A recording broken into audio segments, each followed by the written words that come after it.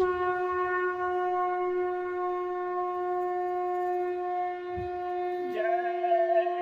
गुरुदेव। जय गुरुदेव।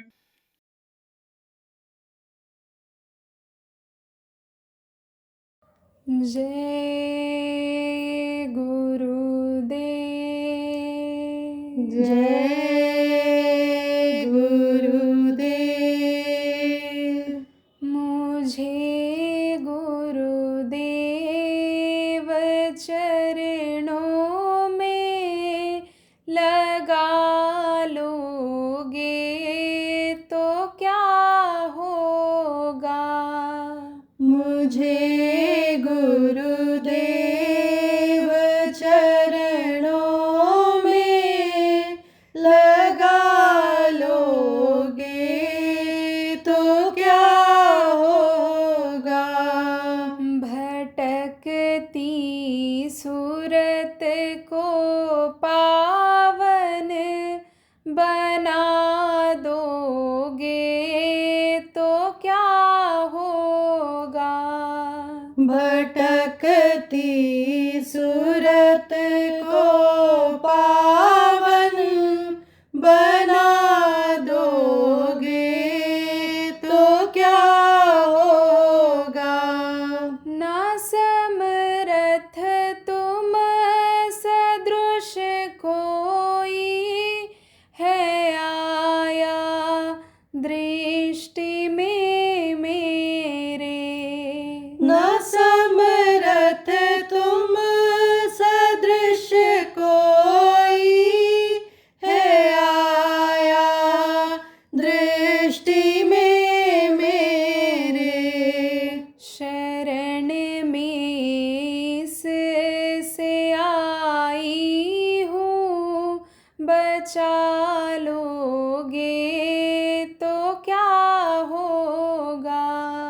शरण में इससे आई हूँ बचा लोगे तो क्या होगा।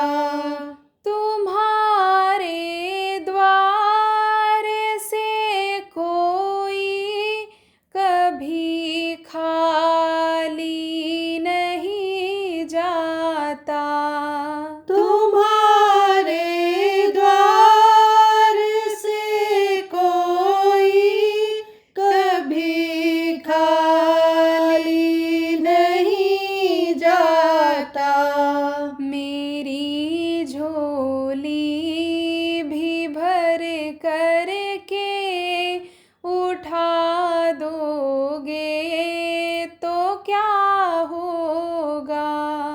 मेरी झोली भी भर करके उठा दोगे तो क्या होगा। दयालु दीन बंधु नाम तेरे लोग कहते हैं।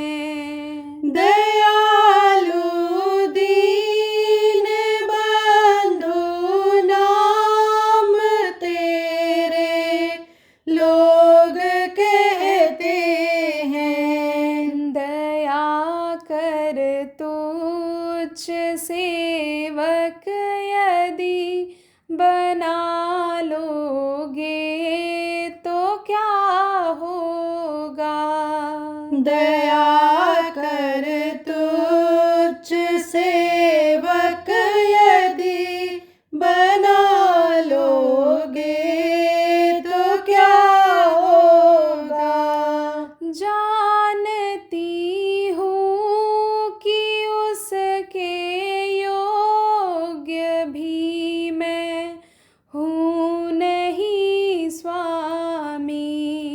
जानती हूँ कि उसके योग्य भी मैं हूँ नहीं स्वामी। हो पारस लोह को कंचन बना दोगे तो क्या होगा।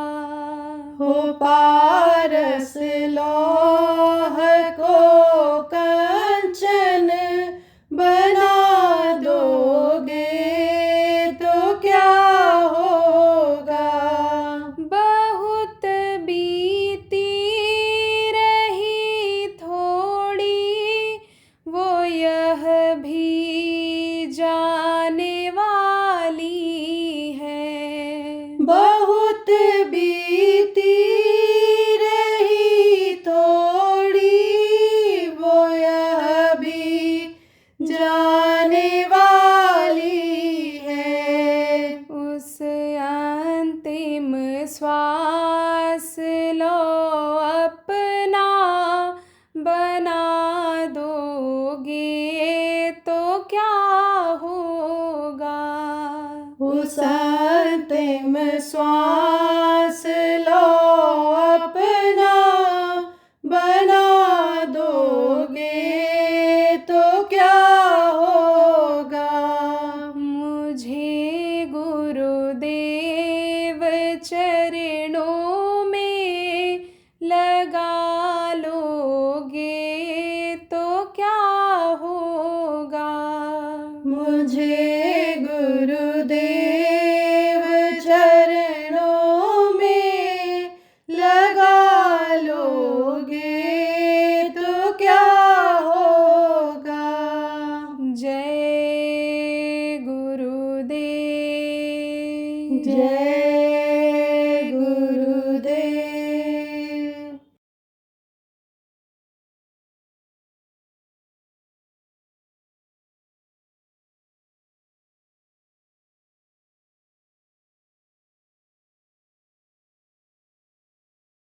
तो साथ का असर होता है।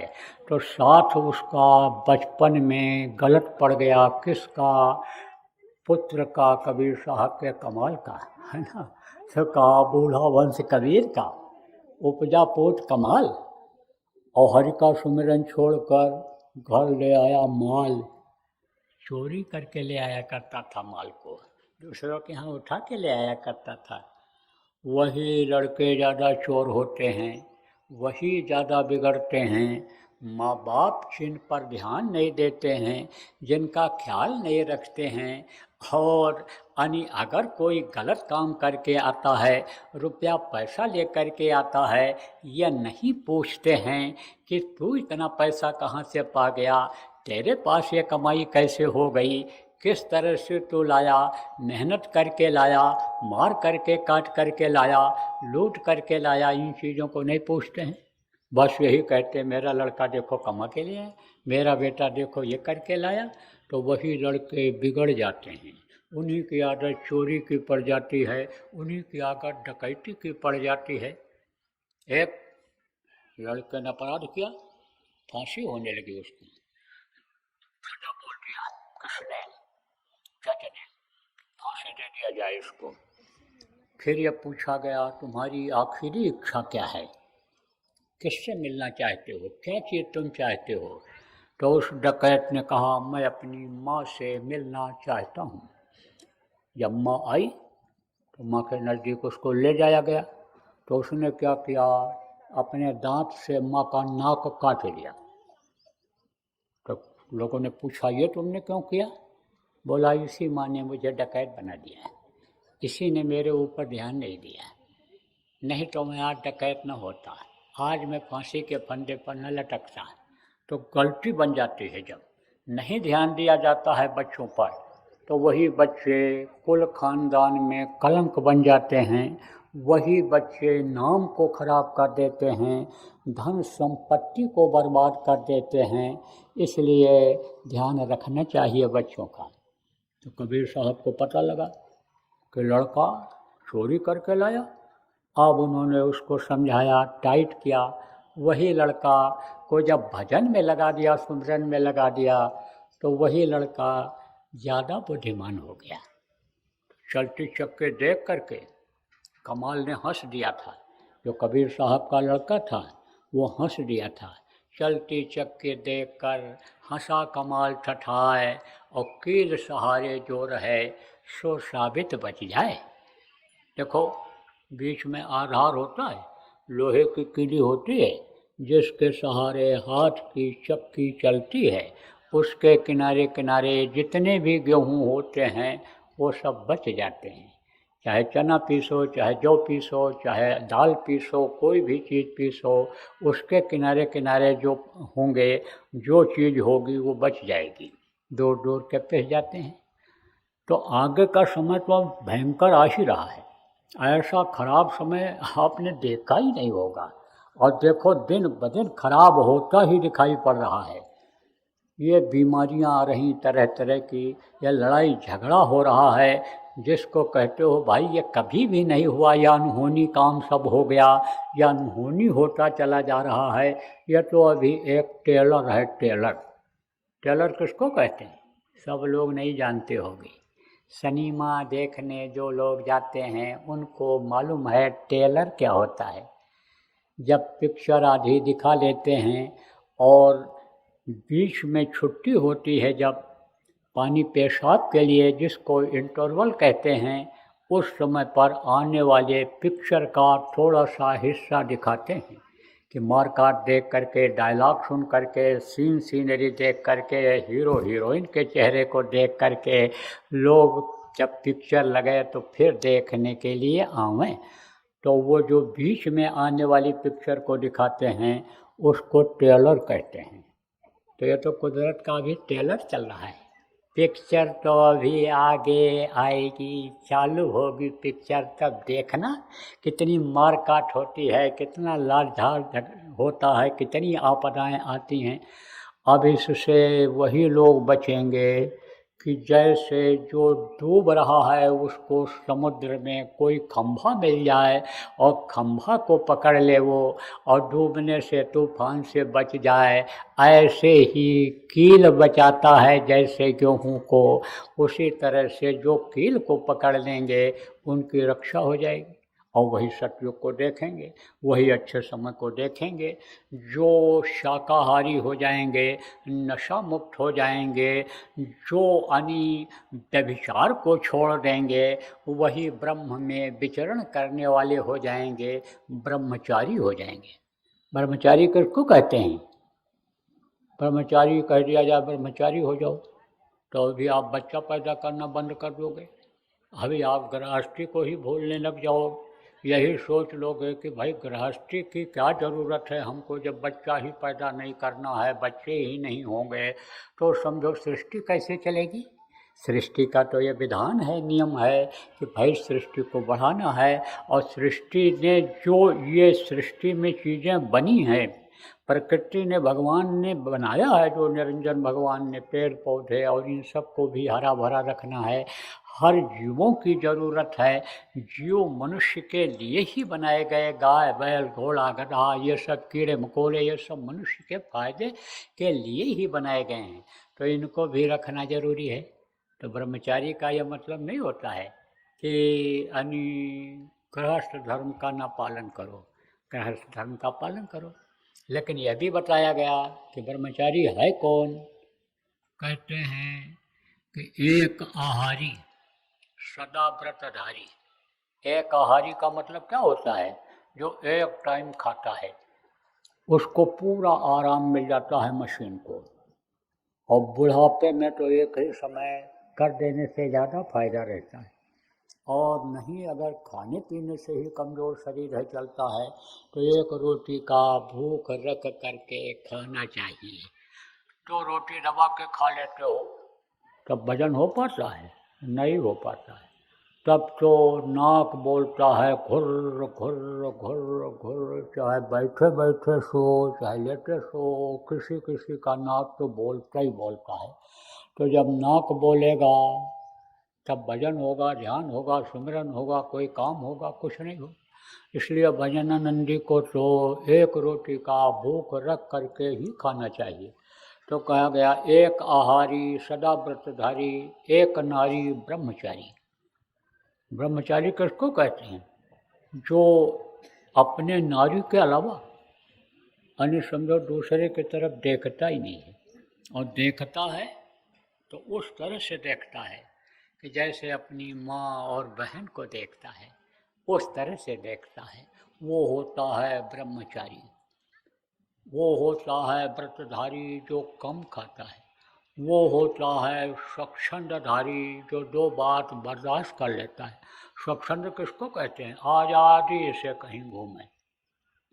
जब कोई गाली भी दे और उसका जवाब न दो बल्कि उसका पैर छोड़ो, तब वो आपका दुश्मन बनेगा? दुश्मन नहीं बनेगा। तब दुश्मन जिनके बन जाते हैं वो आज़ादी से घूम नहीं सकते हैं, हमेशा डरते रहते हैं पता नहीं कौन हमला कर दे। और जब आपका कोई दुश्मन नहीं रहेगा तो स्वच्छंदधारी बन जाओगे, कहीं भी घूमो, कहीं भी आने जाओ आओ जाओ, कोई शंका नहीं कि पीछे से मार देगा कि आगे से मार देगा कि दूर से मार देगा, कुछ नहीं। तो वही स्वच्छंदधारी हो जाते हैं। तो अनी समझो कि जब अनी पुरुष ये सोच लेगा कि अनी मेरी पत्नी के अलावा और सब मेरी माँ बहन की तरह से हैं, ऐसे ही जब पत्नी ये सोच लेती है कि एक धर्म एक व्रत नेमा, खाई बचन मन पति पत प्रेमा, अनि जैसे अनि अनुसुईया थी कि पति के पैर के अलावा और किसी के तरफ उसने देखा भी नहीं। देखो रावण पकड़ के ले गया उठा करके, किसको? सीता को। जबरदस्ती नहीं कर सकता था, नहीं तो जलता। पावर बहुत थी उसमें, शक्तियाँ बहुत उसने अर्जित इकट्ठा कर रखा था रावण ने, यानी देवताओं पर भी विजय प्राप्त कर लिया था। आप ये समझो प्रेमियों कि कहता था कि कैलाश पर्वत मैं उठा करके ले आऊँगा शिव शंकर सहित अपने यहाँ। कहता था सोने में सुगंध पैदा कर दूँगा और ज़मीन से लेकर के स्वर्ग तक सीढ़ी लगा दूँगा और उस पर चढ़ करके लोग स्वर्ग पहुँच जाएंगे।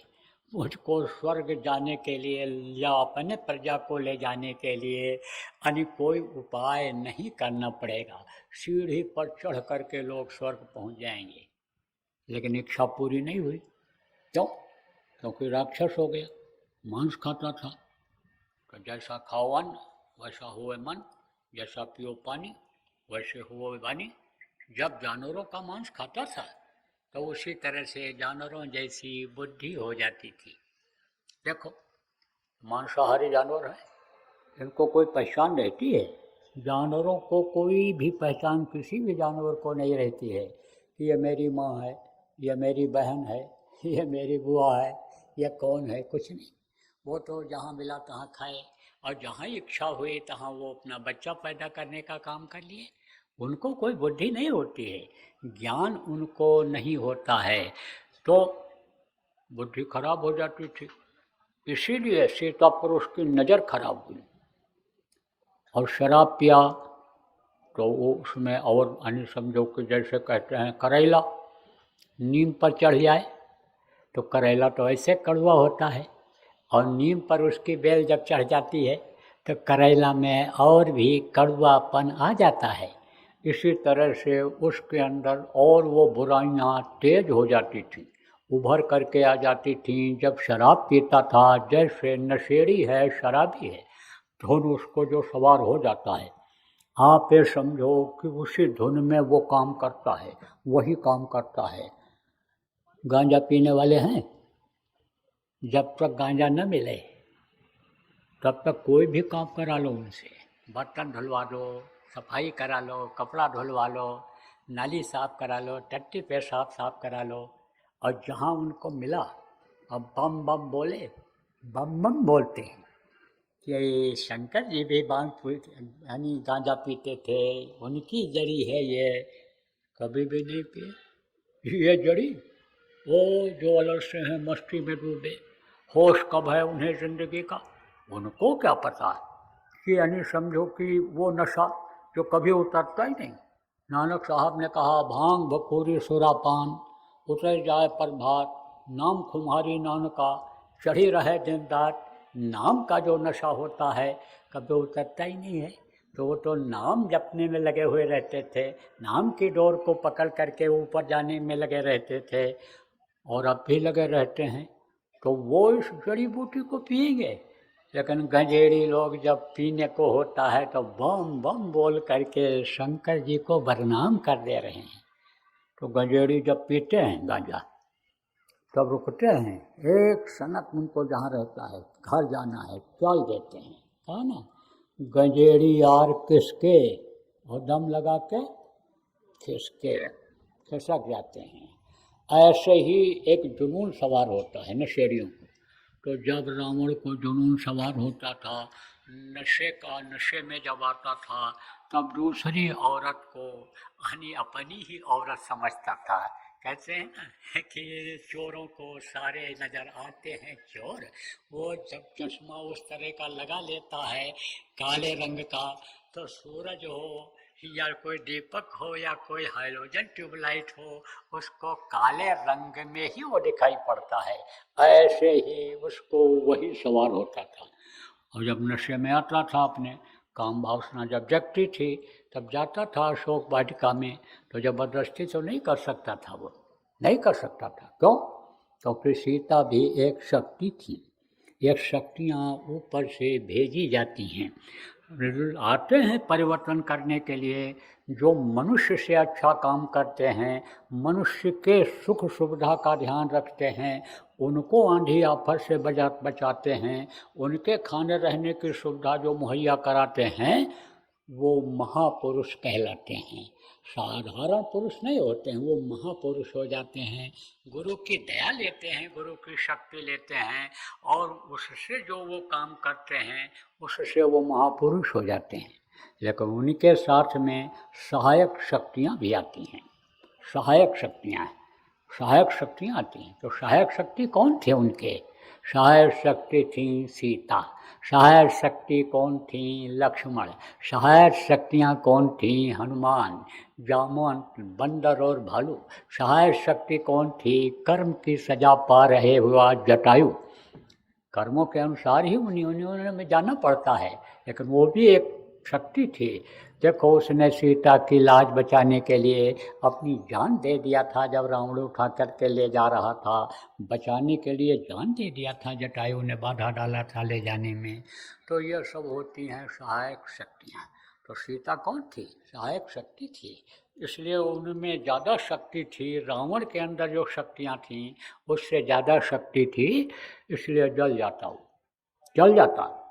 रावण अगर जबरदस्ती करता, मनाता था उनको, एक बार विलोक मम ओरा, एक बार तुम मेरी तरफ देख लो। तो उसकी तरफ देखती तो थी, लेकिन तिरंधर ओट कहाँ बैठे ही। तिन किसको कहते हैं? तिनका होता ना छोटा सा टुकड़ा, और आँखों में ऐसे लगा करके, ऐसे आँखों के सामने, कि जिससे पूरी नज़र उससे न मिल पावे, उससे पूरी नज़र न मिले। तिरंधर वोट कहाँ बैठी, उसको ऐसे लगा करके देखती थी। देखो, हनुमान जी अगर चाहते तो सीता जी को ऐसे हथेली पर बैठा करके ऐसे और ले करके उड़ करके चले आते। कहाँ से? अशोक वाटिका लंका से, और रावण के सामने इसे बैठा देते। लेकिन सीता तैयार हुई आने के लिए?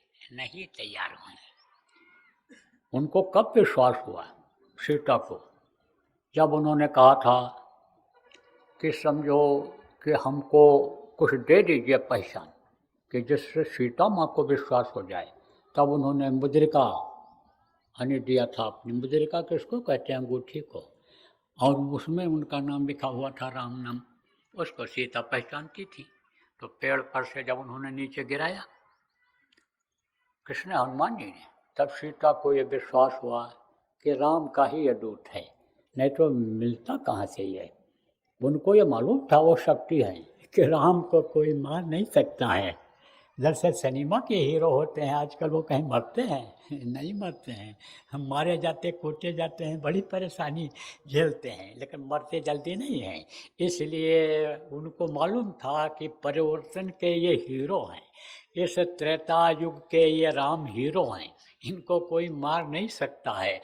और मरने के बाद ही अनीजों को निकाला जाता है, जो कुछ कोई पहने रहता है उसको निकाला जाता है। तो उनको ये मालूम था कि भाई मुर्दा तो अभी नहीं हुए हैं, लगता है कि पहचान बताने के लिए इनको भेजा गया है। तब उन्होंने जब देखा और पूछा, हनुमान ने बताया, हाँ प्रभु ने ही हमको भेजा है, हमारे आराध्य देव ने ही हमको भेजा है। और फिर जब आए और फिर खबर लिया, बातचीत किया, फिर जब जाने को हुआ तब हनुमान ने फिर उनसे कहा, माँ तुम मोहि दीजिए कचीना, जैसे रघुनायक मोहि दीना। जैसे राम भगवान ने अपनी पहचान के लिए दिया था अंगूठी मुद्रिका, इसी तरह से आप मुझे दीजिए चूड़ामणि उतार तब दयो। तब उन्होंने अपना चूड़ामणि उतार करके और हनुमान को दिया था कि जाओ अब तुम बताना कि खबर हम यहाँ पर हैं, खबर तुम उनको देना राम को। और जब ये लौट करके गए तब उन्होंने तैयारी किया, यानी पहले तो बहुत समझाने की कोशिश किया, संदेशा भेजा, लेकिन उसके समझ में कहीं आया। अगर शाकाहारी बुद्धि होती, अगर सदाचारी दिमाग उसका होता तो रावण के समझ में आता, लेकिन वो समझ में नहीं आया। वही चीज़ उसके अंदर जो बुराइयाँ थीं उसी के लिए पुलस्त ऋषि ने भी कहा था तेरे पास सारी शालाएँ हैं, पाठशाला भी है, वैधशाला भी है और औषधालय भी है, तेरे पास यज्ञशाला भी सब कुछ है, लेकिन चरित्रशाला तेरी नहीं है, क्योंकि तू मांस खाता है, तू शराब पीता है और वो तेरे चरित्र को बनाए नहीं रख सकता है। इसलिए यही तेरा रावण विनाश करेगा, यही तेरी लंका को ख़त्म करेगा, यही तेरे कुल खानदान को। लेकिन उसके समझ में आया? मंदोदरी ने कितना समझाया, कहा वापस दे दो, पर नारी हैं वो, उन पर आपको दृष्टि मत डालो, उनको वापस कर दो, बहुत बड़ी गलती किए हो। लेकिन कहते हैं कि विनाश काले विपरीत बुद्धि, तो राम को सेना तैयार करनी पड़ी और लड़ाई करनी पड़ी, और लड़ाई करके समझो उसका विनाश किया। तो आपको मैं बता रहा था कि देखो सीता जी देखती तक नहीं थी, ऐसे ही कहा पति के पैर के अलावा, बच्चियों समझो इस बात को, कि पति के प्रेम के अलावा जो दूसरे को नहीं देखता है, पति का ही पैर पूजता है। एक धर्म एक व्रत नियमा, जैसे पहले यानी पति की पूजा करके ही, पति की सेवा करके ही औरतें पार हो जाती थी, तो ऐसे ही समझो कि जो अपने पति को ही सर्वस्व मानती है वही है ब्रह्मचारी, और जो एक नारी यानी है वो समझो कि सदा व्रतधारी, सदा ब्रह्मचारी है। तो ब्रह्मचारी बनाने की ज़रूरत है लोगों को कि जिससे ब्रह्म में विचरण करने लग जाएं। ब्रह्म कहाँ है? ब्रह्म लोक ऊपर में है। आप समझो जो वहाँ पहुँच गया, जिसकी जीवात्मा इस पिंडी शरीर से निकल करके अंड लोक में गई, फिर ब्रह्मांड लोक में जब पहुँची और उसने जब ब्रह्म को देखा और ब्रह्म जैसा ही ताकत उसके अंदर जब आया तो उसने कहा अहम ब्रह्मास्मि, अहम ब्रह्मास्मि।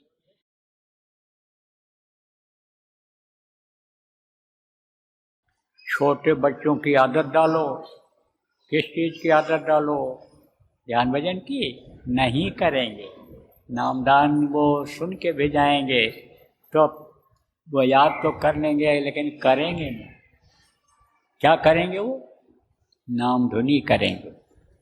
तो जय गुरुदेव नाम जब रट जाएगा तो कहीं मुसीबत में भी अगर जय गुरुदेव नाम मुँह से निकल गया तो आपकी जो ये चिंता बनी रहती है कि पढ़ने के लिए बच्चा जा रहा है, ठीक ठाक वापस आएगा नहीं आएगा, जो फिक्र बनी रहती है कि आज के युग में पता नहीं कौन शराब पी करके बाइक चला दे, चढ़ा दे, गाड़ी चढ़ा दे, क्या कर दे, उस समय भी बचत गुरु महाराज की दया से प्रेमियों, बच्चों और बच्चों, उन बच्चों का अगर मुँह से जय गुरुदेव नाम निकल गया तो बचत तो हो जाएगी। इसलिए आदत डालो।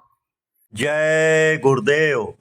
सरकारी व गैर सरकारी अनुदान के लिए बिना सत्संगियों के सहयोग द्वारा जनहित के कार्यों में लगी हुई बाबा जय गुरुदेव धर्म विकास संस्था का मुख्यालय पिंगलेश्वर रेलवे स्टेशन के सामने मक्सी रोड, उज्जैन, मध्य प्रदेश में है।